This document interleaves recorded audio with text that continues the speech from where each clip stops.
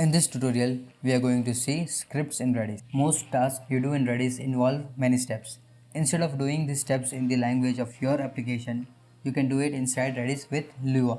This may result in better performance. Also, all the steps within a script are executed in an atomic way. No other Redis commands can run while a script is executing. So the command is eval, and we need to pass the scripts, so we can pass any of the functions available inside Redis library or the Lua scripting libraries. Okay, so we'll be using Redis library functions, that is redis.call. Inside that we'll be passing the commands and the keys and values available. So I'm using set, and I'll be using keys which we will be passing as an arguments. We'll also use argv argument variables which will be passing. Okay, and the number of key value pair is 1. Okay, so we'll be providing 1. If you are not passing anything, you can provide 0, and you need to pass the key which is name and variable Shabir. You can see that command is executed. You can get the name, you can see Shabir has been returning.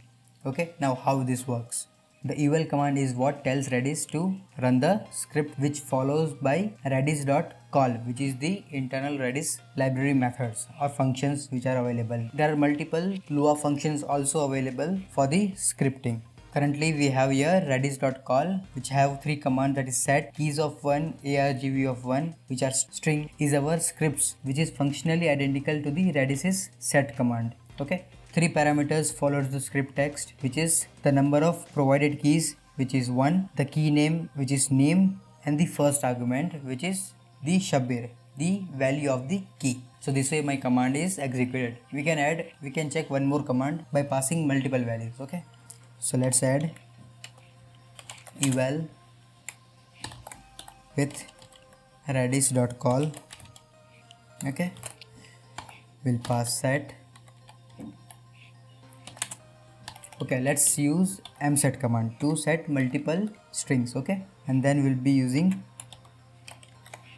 keys of 1, and then argument 1, then keys of 2, argument of 2. So I'm using mset command, passing key 1, value 1, key 2, value 2. Here I need to pass number of keys. I'll be using 2 keys, okay, for key 1 and key 2. Then I need to define 2 keys. I'm specifying name as 1 key and last name as another key. Now followed by these 2, we need to pass argument 1 and argument 2. So I'm passing Shabir and I'm passing Dawoodi. So this is the command. My name and last name are the key 1 and key 2 will be replaced in the redis.call function. In the same way, arg1 and argv2, both the arguments will be replaced with Shabir and Dawoodi. You can see that command has been executed. If I check the values, get last name, you can see that it's coming Dawoodi. Okay, now let's take up one notch above. So I'm executing this command, okay, which is hmset country capital. I'm passing bunch of countries and capitals. Okay, India for New Delhi, USA Washington DC, Russia is Moscow, German is Berlin, Japan is Tokyo, and Italy is Rome. So this is creating my set with all the country and country capitals detail. Okay, and let's add one more sorted set. So I'm creating a sorted set of country, and I'm passing 3 countries, Italy, India, and USA, with the scores available. Okay, you can see that Z range of country 0 to -1. So we have 3 countries, India, Italy, and USA.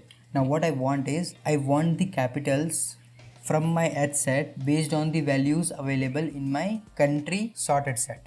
Okay, so I want all the values, like for my Italy I want Rome, for India I want New Delhi, for USA I want Washington DC, but I want all the details from that hash for this particular set within the same sequence. Okay, so let's write a script for it. So we'll be writing eval, okay, and we'll start the script. We'll be using redis.call.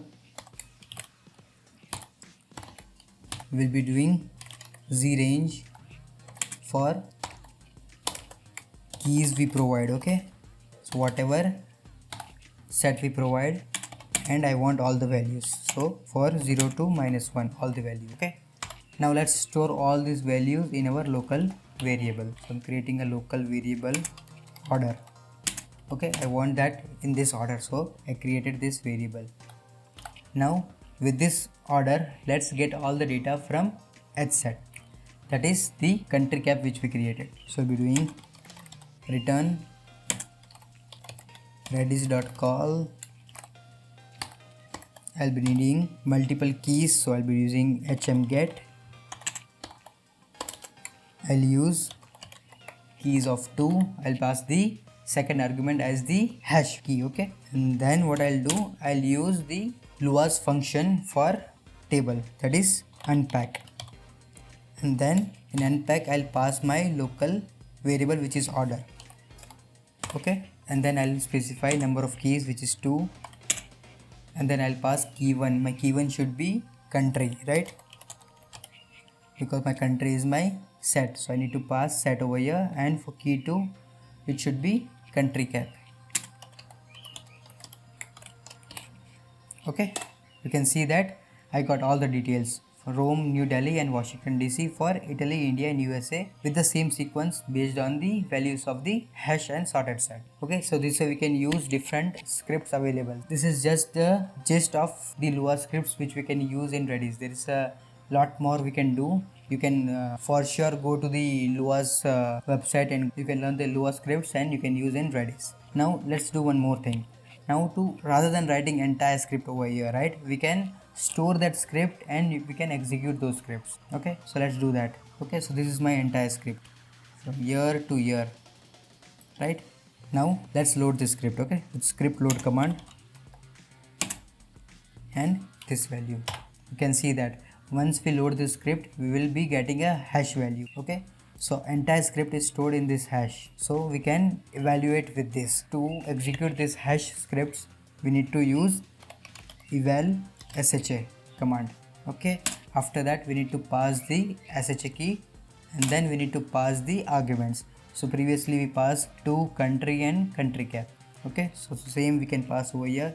My key is 2. I have 2 keys available, so and the first key should be country and the second should be country cap.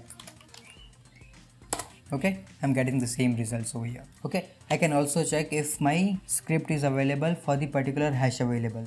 Okay, this is my hash, so let's check if script is available. Currently we have the script, so it will be available. So with the command script exist and we need to pass hash. So you can see it's returning 1, so the script is available. With the script flush command, all my scripts will be flushed out. You can see okay. Now if I check again if script is exist or not, then it will return 0. My script has been deleted. So this way we can use scripts in Redis. We can load the different scripts, we can remove it, we can check if existence is there or not. We can create the entire Lua scripts as well, and we can entirely run those Lua files as well. So I recommend only using scripts when you can prove that it results in better performance. So always run benchmarks first for the scripts. Also, your script shouldn't be too long. Remember that while a script is running, everything else is waiting for it to finish. So if your script takes quite some time, it can cause bottlenecks instead of improving performance. And the script stops running, reaching a timeout. So the default timeout is for 5 seconds. Okay, so that's been it for the scripts in Redis. In the next tutorial, we will see connections and security.